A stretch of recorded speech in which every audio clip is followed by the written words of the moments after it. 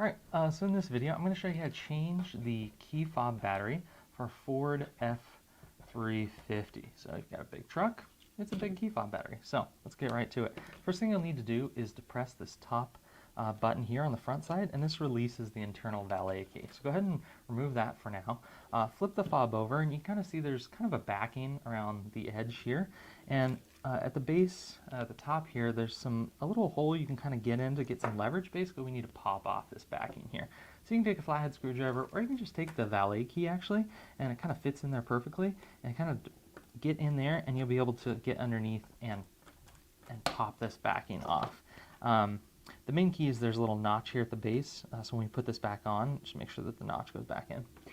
So now we have access to the battery here. To pop this out, if you have like a paper clip or a small flathead screwdriver, there's a little hole here that allows you to get kind of underneath the battery, and that'll pop right out.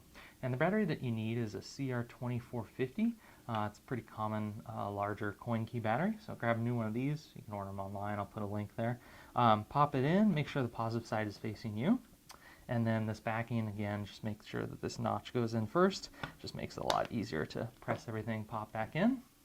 Put the valet key back in, and you've successfully changed the fob battery for your Ford F-350. And this is kind of more modern fob used from 2017 on. And again, it's a CR2450 battery.